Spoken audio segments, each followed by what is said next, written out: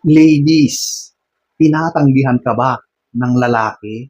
Inaayawan ba niyang kainin yung pinakamahalagang dapat ay kinakain niya? Hello guys! So, ang topic natin for today, bakit ayaw kang kainin ng lalaki? So, kung nakaka-relate ka, panoorin mo ito.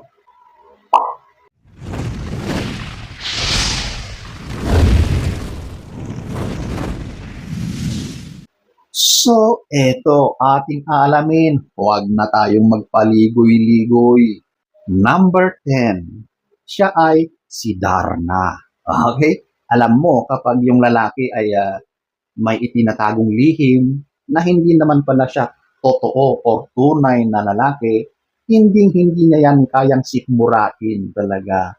Hindi mo mapipilit yan. Kasi parehas lang pala kayo ng gusto. Okay? Number 10. Number 9. Ayaw niya yung lasa at amoy. Okay? So, alam nyo, meron talagang amoy yan. Kahit anong linis ang gawin mo dyan, meron talaga yung natural na naiiwan na amoy. At meron niyang lasa.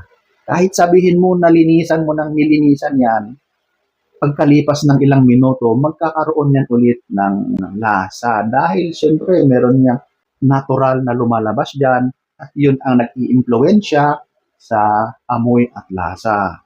So, meron talagang mga kalalakihan na ayaw sa ganun. Medyo maseselan or maaarte. So, hindi mo mapipilit yan, okay? So, ayan po, ang number 9. Number 8, embarrassment or shyness. So, ito na yung nahihiya or sobra siyang mahiyain, okay? Alam nyo, kapag ganyan ang nararanasan ng isang lalaki, hindi na yan makakapag-perform ng tama dahil sa sobrang nahihiya, okay? Yan ay baguhan pa lang or talagang sobra talaga na mahiyain, okay? Siguro kahit pa isubsob mo ng isubsob dyan, baka malulunod lang yan dyan. Hindi niya alam ang kanyang ginagawa. Number 8. Number 7. Discomfort. So, ito yung hindi siya komportable sa gawain na yan. Asiwa siya. Awkward ang pakiramdam niya. Kaya ayaw niyang gawin. So, mahirap talaga kapag ang partner mo ay literal na hindi siya komportable sa ganyan. Mahirap. Hindi talaga yan mapipilit. Hindi niya gagawin talaga. Okay? Kahit pa isubsob mo siya dyan, ay pilit na pilit siyang kumakawala. Okay? So, ayan po ang number 7. Number 6, ito yung performance anxiety. Ito yung nagkakaroon siya ng impression or natatakot siya na baka kapag ginawa niya yun ay baka hindi mo gusto or baka ayaw mo or baka hindi ka nasisiyahan.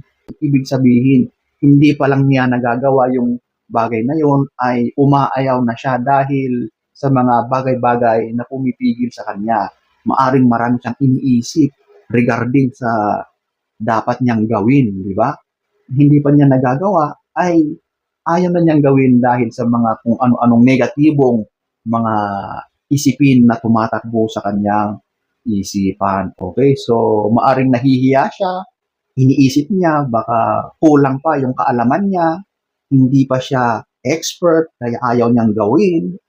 So yung mga bagay na yan ang pumipigil sa kanya na gawin niya ang dapat pagkain na yan. Okay?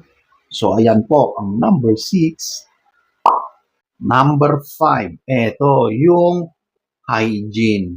Napakahalaga talaga ang kalinisan sa usaping ganyan. Lalong-lalo na kapag gustong-gusto mo na ang lalaki ay kakain, di ba? Siyempre, ihahain mo yan sa kanya. Pero kapag ikaw naman ay sanaula, dugyot, hindi ka naglilinis, tapos very proud ka pa na ihain mo sa kanya yung petchay na yan, di ba? Paano niya kakainin yan kung hindi pa lumalapit? Eh, talagang yan na ay sumisingaw.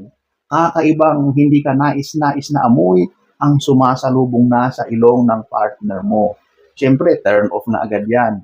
Sa halip na ganadong-ganado siya, ay mapapaatras na yan kasi hindi kayang sikmurain yung amoy na lumalabas dyan. So ladies, napakahalaga yung kalinisan sa katawan. So of course, sa lahat yan, hindi lang sa babae, lalaki rin. Mahalaga na magiging malinis sa katawan kapag tayo ay sasala sa ganito. Number 5, number 4, ito yung hindi kanais-nais na karanasan. So, maaring yung lalaki na yan ay nagkaroon na yan ng mga ganyang experiences. Siguro hindi naging maayos yung mga karanasan niya. Kaya pagdating ulit sa iyo, ayaw na niyang gawin. Kasi parang meron na siyang trauma sa bagay na yan. Lalong-lalo na sa usapin na siya ay kakain, di ba? Karamihan ng mga lalaki kasi ay talagang paborito nilang gawin yan eh. Pero kapag meron na yung karanasan na hindi ka nais-nais, yan yung isa sa pumipigil sa kanila na gawin ulit yan. Dahil siyempre, baka mangyari ulit. Ayaw na nilang maranasan yon. Maaring yung mga nangyari sa kanila ay sobrang nakakahiya, very awkward.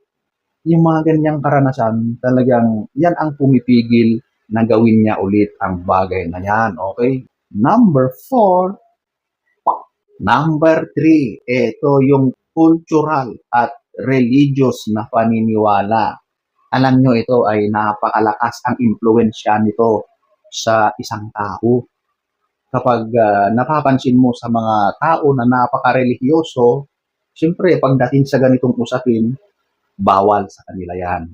Yung mga medyo kakaibang mga gawain sa ayaw nilang gawin. Siyempre, labag yan sa kanilang kalooban dahil sa mga inaaanibang mga relihiyon. Okay? At ganun din sa kultura. Okay? Ito na yung mga tradisyon, mga paniniwala, mga gawain na kasanayan ng mga tao na ang hirap-hirap tanggalin. Minsan, yung mga paniniwala na yan, yan ang isang pumipigil sa isang tao na gumawa ng mga makabagong gawain, mag-entertain sa pagbabago. At ganun din sa usapin kapag ganyan, ayaw na ayaw nilang gawin yan kasi sa tingin nila ay marumi. So, yung kultura at relihiyon, napakalaking impluensya yan pagdating sa usaping Yan ang isa sa pumipigil sa isang tao pagdating sa usaping ganyan. Number 3, number 2, ito yung insecurity at kakulangan sa karanasan. So medyo similar din ito sa nauna kong sinabi. Ito naman ay maaring wala pa siyang kumpiyansa sa kanyang sarili. Kahit iniisip niya kanina na kapag humantong na kayo sa ganyan ay gagawin niya ang bagay na yan. Pero pagdating na sa aktual, ayun na, hindi na niya nagagawa dahil sa, ayun, medyo meron siyang insecurity na nararanasan. Nawawalan siya ng confidence. Gawa yan nang siyempre baguhan siya, wala pa siyang karanasan. So tulad doon sa nauna kong sinabi, ninenervyos, nahihiya, sobrang excited. Kaya yung mga gagawin niya sana ay hindi na nangyayari dahil sa halo-halong mga emotions na kaniyang nararanasan. Siyempre, baguhan yan, walang karanasan, dapat unawain mo na lang. Pagtagal din yan, magiging expert na rin yan, okay? So, ayan po, ang number 2. Number 1, ito yung baguhan siya. Sa mga kalalakihan, kapag bago pa lang yan sa kanyang ginagawa, hindi rin niya kabisado, okay? Kahit sabihin natin na napakarami siyang napapanood, minsan, pagdating sa actual, ayan na, nalilito na yan, ninenervyos yan, nawawala yan sa sarili dahil halo-halo yung mga nararamdaman niya. Nahihiya siya, ninenervyos, o di kaya ay sa sobrang excitement, ay hindi na magkakasundo yung mga pinaggagawa niya.